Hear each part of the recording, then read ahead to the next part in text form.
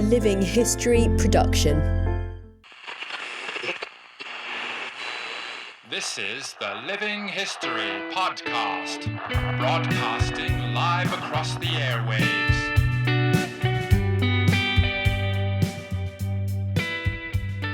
Hello everyone, welcome to Living History. I'm currently up in Darwin for the anniversary of the bombing of Darwin, and while I was up here I thought it was a great opportunity to learn more about this famous attack. And I know that whenever I've done in the past episodes of the podcast about the bombing of Darwin, it's been very well received by everyone out there, so I'm sure this will be no exception. So joining me to talk about this very interesting topic is Norm Cramp, who is the director of the Darwin Military Museum up here. Norm, thanks so much for joining us on Living History. My pleasure, Matt. Now, set the scene for us, Norm. The first attack on Darwin took place on the 19th of February, 1942. Just set the scene for us. What was Darwin like at this time in the late 1930s, early 1940s? What was the township of Darwin like? And paint a picture for us about what was here at the time the Japanese attacked. Yeah, well, I suppose to be fair to say that Darwin was a sleepy little backwater. It was a very small town. It certainly hadn't developed the way that the Commonwealth government had hoped or planned to develop it. From when they took over from South Australia in 1911, there was no large industry here. There was no large or extensive defences here. In early 1942, people went about their day-to-day lives much as they do today. I mean, the occupations varied. Obviously, there was the railway line. People worked there. There was the wharfing industries, or the waterside workers. All of those general occupations. On that day, on the 19th of February, it was a very clear sky. It was a wet season day, of course, but it was one of those wet season days that, according to the records, more resembled a dry season day. There was very little cloud cover. Humidity was high, but not as high as it could be, as you and I experienced yesterday when we were on some of the military history sites. As I say, people were going about their daily lives, and I think that's some of the interesting stories that haven't really been told. Is just about some of those people, the civilians that woke up that morning and were either going to work or taking the kids to school or going to do their shopping or whatever they're going to do. And then at 2 minutes to 10, their world and their lives changed forever. And for some of them, their lives ended at probably 10 o'clock on the 19th of February. Well, we'll get into the specifics of the attack in a minute, but just before we do that, firstly, what was the population of Darwin at this time? The figures, like most of the figures for around that period, a bit rubbery. The records, they vary, and there are a lot of itinerants moving through Darwin then, as there still are today. A large portion of the civilian population had been evacuated in December 1941, particularly the women and children. The men were mainly told to stay, but that evacuation, that forced evacuation, went on right through the January. One estimate that I've seen is the population on that day was around about 10,000 people.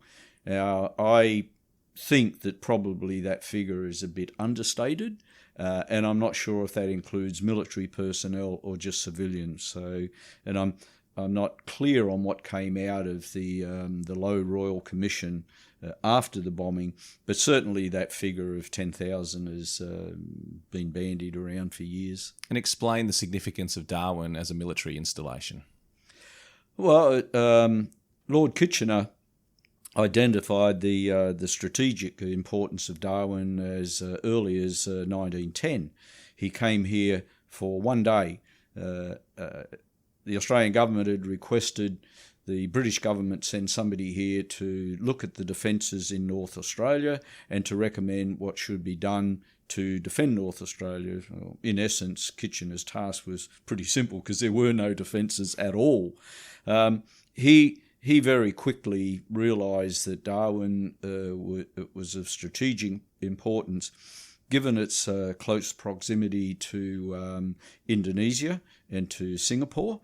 He was of the view that Darwin should in fact become what he called a sub-Singapore, and that his view was that it should be established as a large Royal Navy or Australian Navy fleet operating base. He also said that the place was so important that the railway line from South Australia to Northern Territory needed to be built with some urgency, because that would transport, the men and material that would be required in the event that we were attacked. And so we're talking 1910. Kitchener's talking about this. He presents his report at the Imperial Conference in London in May of 1911. The Australian Prime Minister and the Minister for Defence were there, and they endorsed the plan. Kitchener said that what was needed out here, it needed around Darwin, mainly to protect the port. It was all about the harbour and the port. And for people that haven't been to Darwin Harbour is larger than Sydney Harbour. It's a wonderful harbour. It's well protected and needs to be, given that we live in a cyclone zone. He saw the benefit in that, and that's why he referred to a naval base being established here. And he even mentioned that should anything happen to Singapore, Darwin would be the fallback point. It's quite incredible that he was talking about this so early in the piece. The Australian government, as I say, agreed that they would adopt the plan, and the Prime Minister made announcements that we're going to, again, build the railway line, and we're going to start on the defences. In 1914, of course, in August 1914, the First World War, the Great War, broke out. Australia's first action was a bit of a debate about what the first action was. Melbourne, I think, claims that they fired the first shots in the war at a German boat that was leaving Port Phillip Bay, and I'm not sure if the boat turned around. I think she did turn around and the German crew were taken prisoner. But the first real military operation was for the Australians to go to New Guinea and to reball and take the German radio and wireless stations up there, and to disperse the German Southeast Asia naval squadron. We did that. We were successful in that attack. And so all of a sudden there's no German threat to the north of Australia, even though later in the war they did sink some ships in the southern waters. Japan was our ally during the First World War. So all of a sudden there's no threat to the north of Australia, and we got a war to fight in Europe. Or the Commonwealth government's focus went then to the war, firstly at Gallipoli, then in the Middle East, and then on the Western Front. By the end of the First World War, over 50% of the national budget was going towards the war effort. There was very little capital works undertaken, and we can understand why. The Australian government was going broke, as most combatant nations were going broke because of what the war was costing them. So the defences up here were just pushed to the background, as was the building of the railway line.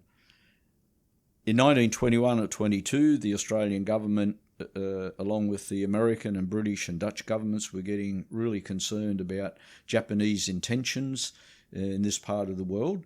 The Japanese were certainly bullying their neighbours in their immediate zone of influence. They, in the 1927, I think it was, they invaded parts of China, and so their naval power in particular was growing and growing.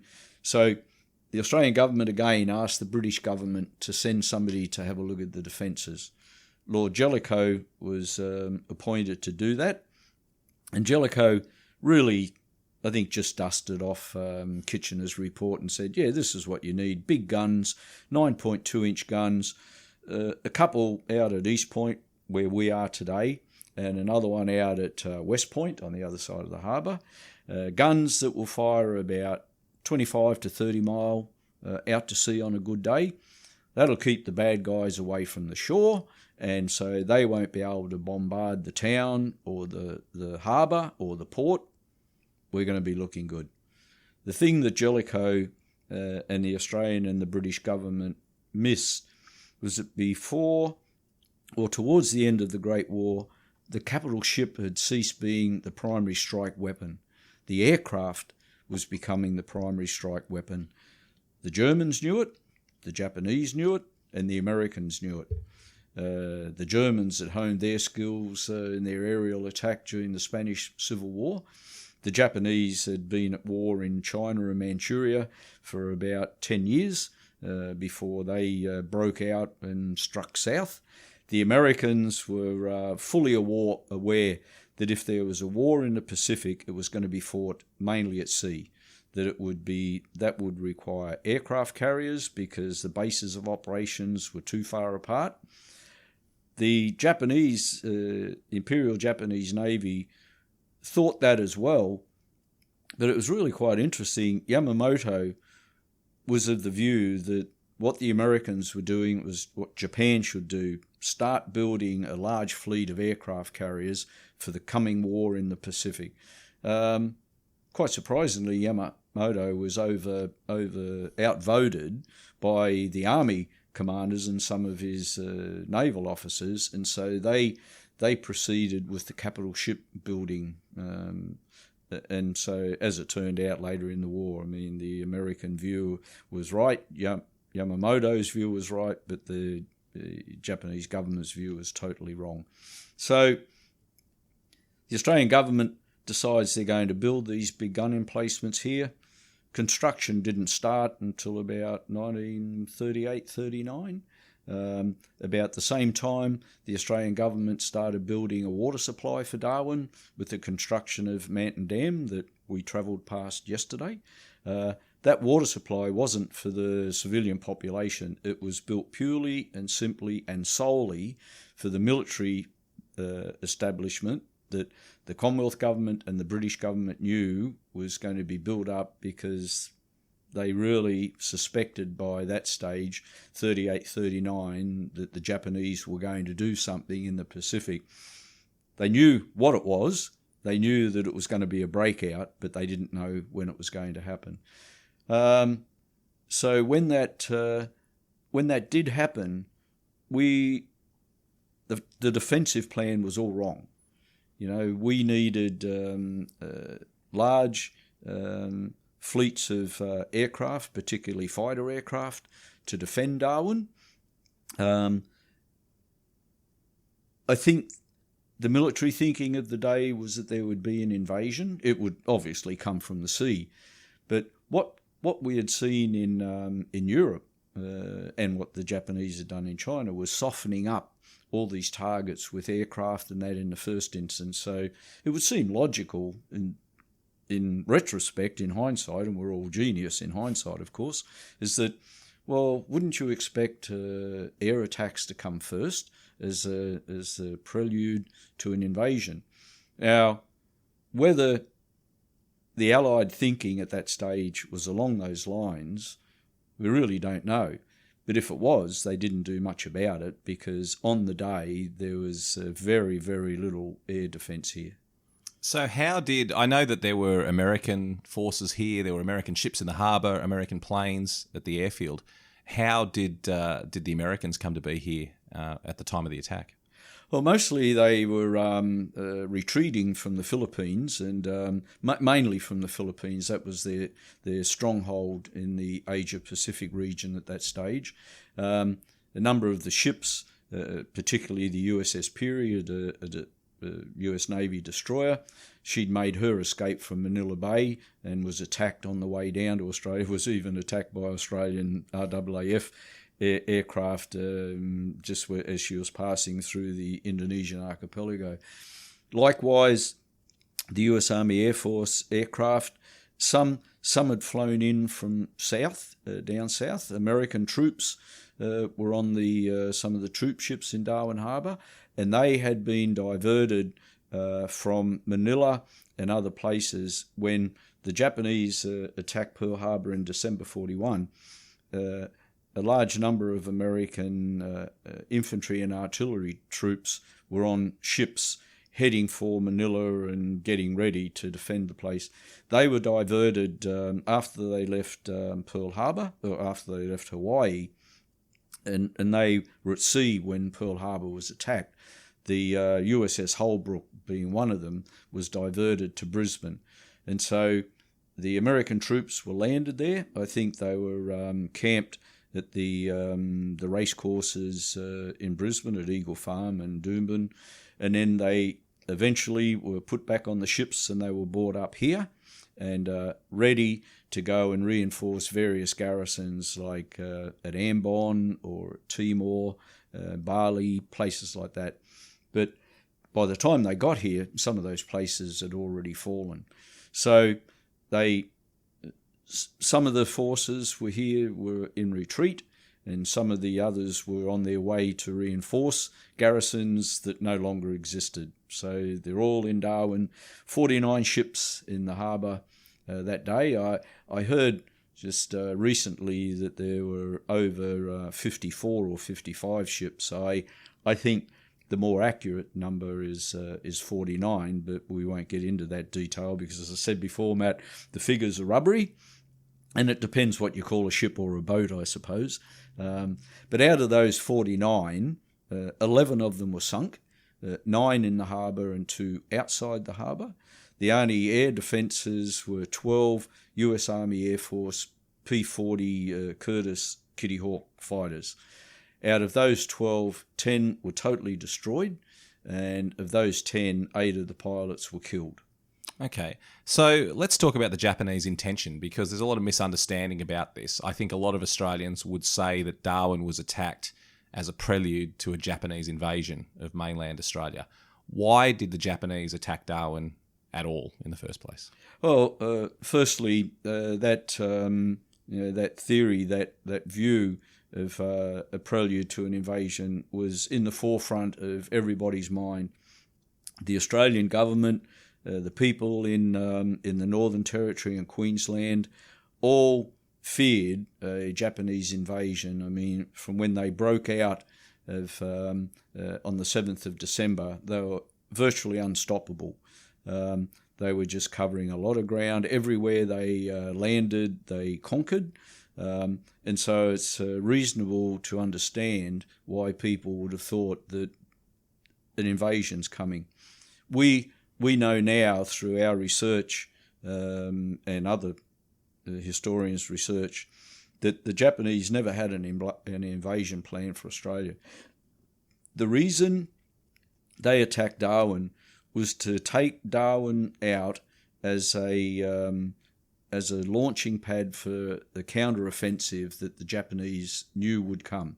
They also attacked Darwin to impede any sort of strikes from Australia on the Japanese right flank as they moved down through the Indonesian, what we call now the Indonesian archipelago.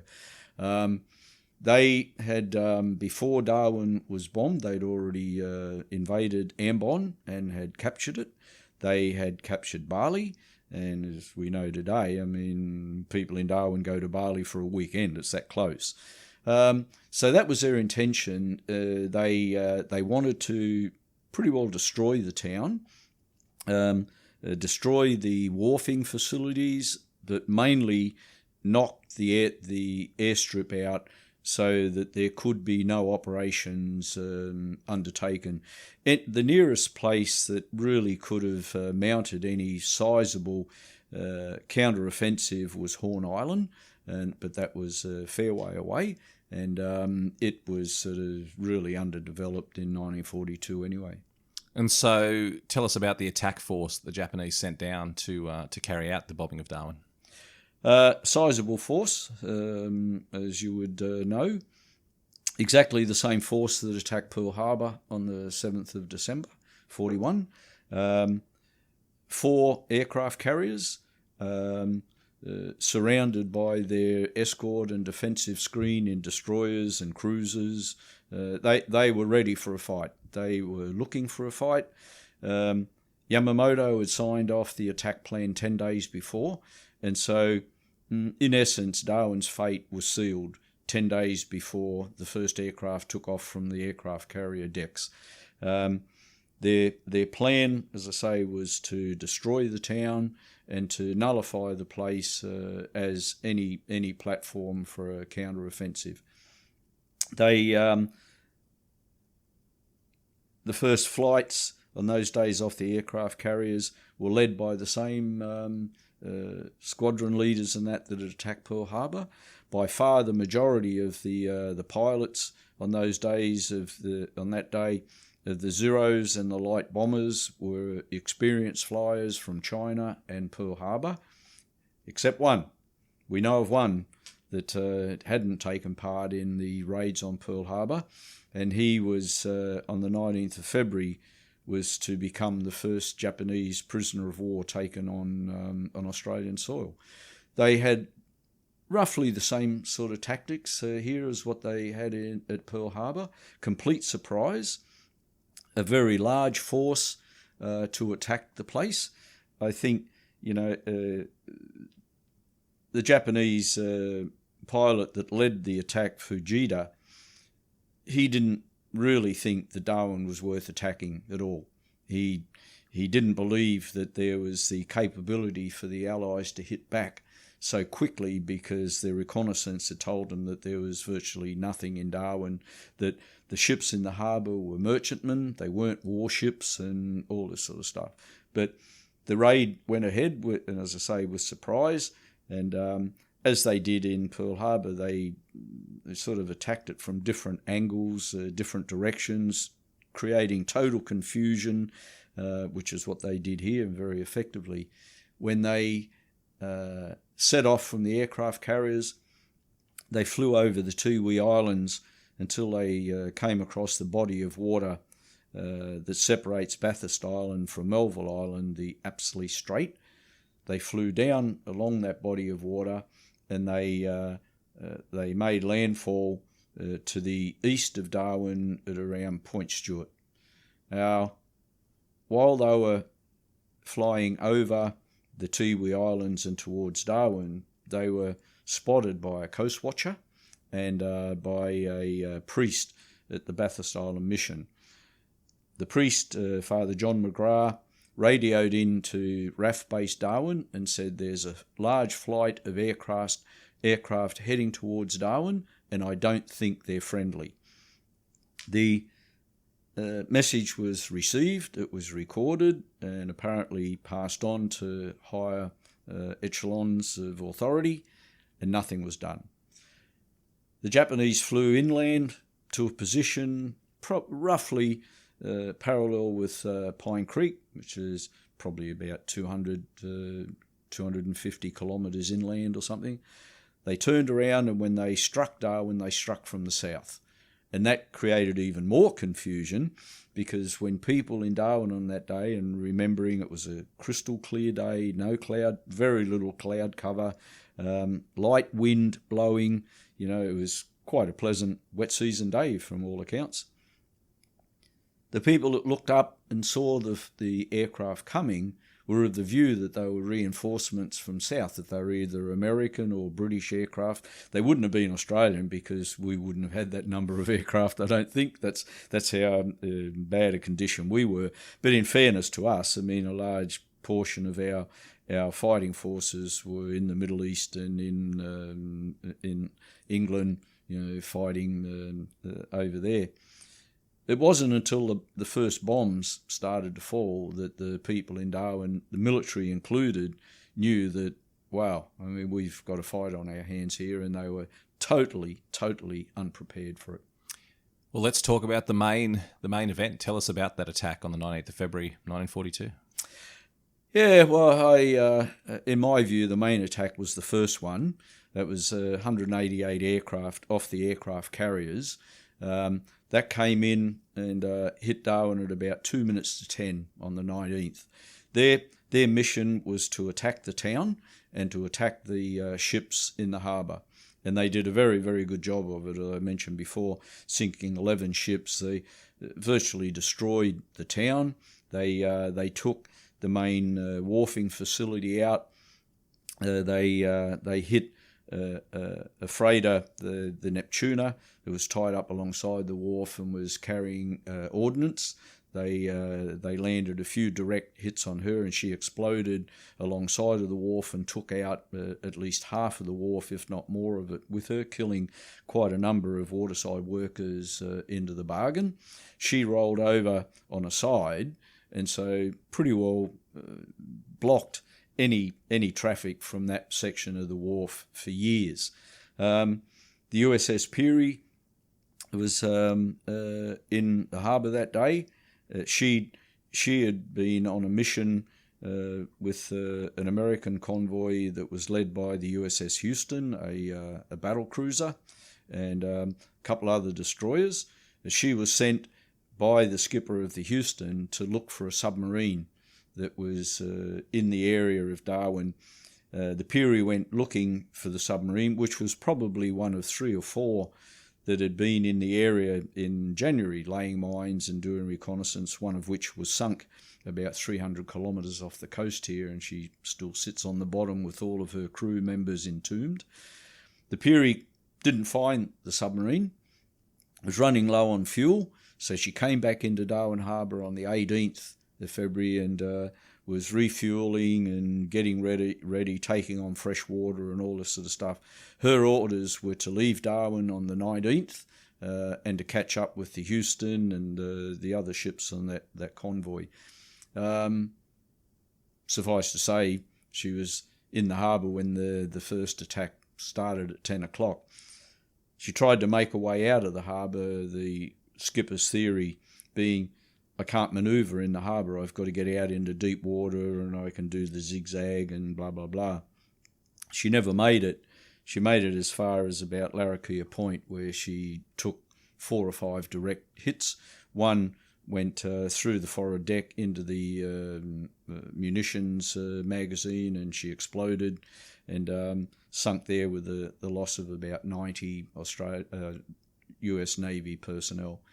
The Zero's mission was to take care of any fighter aircraft that came up to attack the bombers and to shoot up the town and anything that moved and anything that didn't move, while the bombers had a free rein over the targets in the harbour, which were literally sitting targets. Most of them were at anchor. Most of them had no steam up. Some of the American or the troop ships that had American and Australian troops on them did have a bit of steam up because they'd been sent back by the skipper of the Houston as well, because he'd bumped into this Imperial Japanese Navy squadron, and while he was prepared to engage them, he knew that he couldn't do that and defend the troop convoy as well. So he sent the troop ships back, and they were sitting in the harbour as well. And so they knew that they couldn't get out of the harbour, so a couple of them were run aground so the troops could disembark, just jump over the side, do what you had to do to get off the ship and save yourself. It was a calamity. The reports are that the harbour was just almost totally alight, burning oil and fuel, seamen jumping overboard into the flames and the fire, and incredible acts of bravery of civilians and military personnel going out in small boats in cutters, getting people out of the water, getting them to the shore, going back to pick up more, and all of this while the raids are still going on. I mean, it's just some incredible stories as to what happened that day. we have the diary of a Royal Australian Navy guy, Ronald Healy, and he was on the HMAS Deloraine that actually sunk the Japanese submarine. And the Deloraine was in the harbour that day, but she had no steam up and she was at anchor, undergoing some repairs, I believe. Healy and a couple of other guys got the ship's lighter and they went out picking up bodies and people. And his story is just incredible, what happened that day, that they actually had to beat people away, men in the water, stop them from trying to clamber into the boat for the fear that they would tip the boat over. When they got people back to the shore, like around Dinah Beach and Francis Bay, some of them refused to get off the boat. So Healy and his crew were literally throwing people off the boat so they could go back and pick up more and all this sort of stuff. And then, the horrible aftermath of going and picking up the dead bodies that were floating in the harbour and laying them all out on the beaches and just waiting for somebody to come and get them. And, so...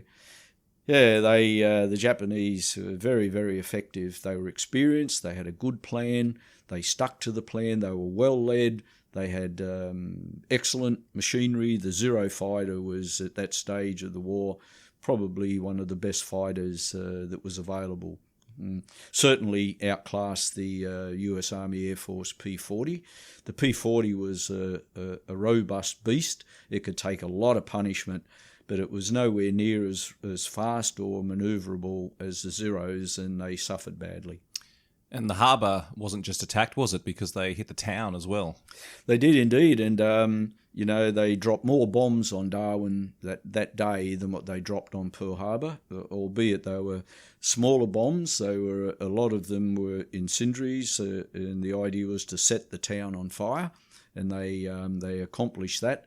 We have a map here that shows the bomb patterns and the craters, and 2/3 of the town is covered by bomb craters. So they knew exactly what they were going to hit, and they didn't deviate from it. But I think probably the best part of their plan, if that sounds a bit mercenary, but they planned this so well that the idea of them coming in from the south wasn't only a surprise, part of the surprise plan, but it was so that the bombers would fly over Darwin and drop their bombs and then just fly straight back to the aircraft carriers. There was no circling around the target, no having to turn around and go back to your base like happened in Europe with the bomber raids over, Nazi-held territory, etc. They flew in pretty much on a straight line. They lined themselves up, out of Darwin. They dropped their bombs and they just kept going straight back to the carriers. Good plan. Clever, very clever. And what about the second attack? Because the first attack off the aircraft carriers was just one part of the story, wasn't it? What happened later in the morning? Yeah, just on 2 hours later, the medium and high-level bombers from Ambon and a couple of other occupied islands to the north of Darwin, they struck the town. Their main target was the RAF base, which is only probably about 5 miles or something out of Darwin. They did drop some bombs on the town, but they were probably overruns of the airstrip. They really caused a lot of damage at the RAF base. Those US Army Air Force fighters that were still on the ground that had been shot up but weren't damaged, they were totally destroyed by the time the second raid was over. By then, the limited anti-aircraft defences that we had in Darwin, 3.7-inch anti-aircraft guns, Armstrong Vickers aircraft guns. They had been in action during all of the first raid. They weren't all that effective. I got to meet one of the guys who was a gunner on those on that day here, Jack Mulholland. He was a lovely man, and he he told us his story of that day, and we actually recorded his story, and we present that here as a bit of living history. And he said that the ammunition that they were using in the 3.7 came in boxes marked not for tropical use, and that a lot of the troops here were undertrained. They were poorly led. That the surprise attack created widespread panic, and that he said we think we hit a couple of the Japanese aircraft, but we didn't really hit them. They more flew into it. Well, let's talk about the response, the defences of Darwin and the reaction after the attack, because it certainly wasn't, the response to the attack on Darwin certainly wasn't something that covered us in glory, was it? So talk about from the Australian perspective of the defence of Darwin and what happened immediately after the attack. Yeah, well, the immediate aftermath, I agree with you, Matt. We didn't cover ourselves in glory at all. There was, even though it's been downplayed over the years, and the Commonwealth government put a censorship ban on information getting out. They implemented martial law from 1942 that was still in place up until 1946. There was widespread confusion and chaos, and as I say, panic. A lot of the troops, particularly the RAF troops, left their posts. They later claimed that they were told by their officers to go bush, go down the track, which was the north-south road. It was commonly referred to as the track because that's pretty well what it was, just a track. But they weren't told where to congregate, and they weren't told what they were to do there. There were some temporary defensive positions set up at around the 16 and the 17 mile in preparation for the invasion, which everybody thought was coming. Senior officers either lost control or were conspicuous by their absence. But my research indicates that probably the worst of it were some of the army military police. In the afternoon and the night of the first raid, they were inebriated. They were looting houses and businesses. I would think mainly looking for grog. They were armed with sidearms and loaded .303 rifles, and they were threatening anybody and everybody, civilian and military. It didn't matter. So yeah, all in all, it was chaotic. There's a couple of funny stories. One, I like this one, is that some civilians in Darwin actually commandeered the night pan truck, the dunny truck, because there was no sewage system in Darwin then. It was all night pans and dunnies down the back and all that sort of stuff. So these people decided they're getting out of Darwin because the Japs are coming, and the only thing that was available was the truck with all the dunny pans on the back, so they just loaded themselves up and headed out. But the best one was told by another guy that was here during the raids, a civilian. His name was Stan Kennan, and he was responsible. He donated a lot of the artefacts that are in this museum. They came from Stan's personal collection. And he said he was so terrified that he got on his push bike and he rode down to Adelaide River, and it was only when he got there he realised he didn't have a chain. So Australian humour comes to the fore, and there's other stories about, people hiding under beds and all this sort of stuff, and then realising, well, what's a bed going to do to protect me, and all this sort of stuff. Norm, you work here at this quite impressive museum, and it uses technology very well to tell the story and really bring the story to life. You meet people every day who are coming in to learn about the attacks on Darwin. Do we as Australians understand this attack? Do we remember it in the right way? Do enough people know about it, in your opinion? No, I don't think so, Matt. And I think it's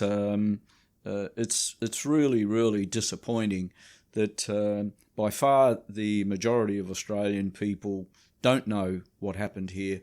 There's a number of theories as to why the story hasn't been told in its entirety about what happened here in Darwin. My personal view is, and I would struggle to sort of give you evidence to support this, as academics are required to do, but it seems to me possible that even when the censorship was lifted, the Commonwealth government didn't want to talk about what happened here because they were so embarrassed. They had neglected the place. They were told in 1911, you need to do something to protect this place. They ignored it then. They ignored it in 1922. And by 1938-39, we're out of the game. And so I really think that they just tried to sweep it under the mat, under the carpet. The Low Royal Commission was a bit farcical in that it was a bit of a whitewash. Nobody was held responsible for what happened here. Just in recent times, we have got and when I say we, it was people in the Northern Territory, some academics and some politicians pushed for the bombing of Darwin Day to be a day of national observance. And that's as far as it's gone. But by far the majority of visitors that come here, be they Australian or international, and particularly the Americans and the Japanese, they got no idea what happened here. And when I give my history talk, and particularly to Americans, when I say, do you realise that over 50% of the casualties here on the 19th of February were American service personnel? They just look at you, they're gobsmacked. And, and likewise Australians say, well, we didn't know about that. We didn't know there was a submarine sunk off the coast a month before the Japanese attacked us. We didn't know there were that many raids. We didn't know that the raids went from February 42 till November 1943. Well, of course they didn't, because the Commonwealth government didn't tell them, and they're still not telling them. So I just think it's as we say up here, big shame job, mate. What was the final accounting? How many people were killed in the raids? Well, again, the figures are a bit rubbery, but most of us agree that it was around 250, and the number of casualties, wounded, goes from about 300 to about 500. But I think you could put your thumb on about 250 to 255, somewhere in that area. And the reason the numbers are a bit rubbery again is because of the censorship. Play it down. When it was reported in the southern newspapers, and we've got copies of the original newspapers from Sydney and Melbourne saying, minor raid on Darwin, little damage, small number of casualties. You go, well, wait a minute, they just destroyed the place. They just sunk 11 of our ships. 250 people are dead, but the Commonwealth just took over, the military took over. And so, as I say, the records are a bit hard to nail down. And then again, there were people that died well after the event of their wounds or whatever. They were evacuated and they died in Brisbane or Sydney or whatever, and they were just recorded as a death in Sydney or Melbourne. So that's the way it goes, I suppose. But no matter how we look at it, it was devastating. It was a disaster. Well, Norm, thank you so much for taking the time to discuss it with us, because in the week or so we've spent up here, we've been to the sites all around, within and outside Darwin, that tell the story, and it's absolutely extraordinary. There is so much to see from the war era. The museum here, the Darwin Military Museum, is absolutely outstanding and should be a highlight of everyone who comes up this way. So I'd say to everyone listening, definitely come up to Darwin if you're interested in military history, because it's an amazing story. Definitely come out to the museum. I'm sure you'll run into Norm as you walk around, but just definitely make the trip up here, because it's well worth it. And Norm, thank you so much for joining us to tell us the story. My pleasure, Matt, and thank you very much.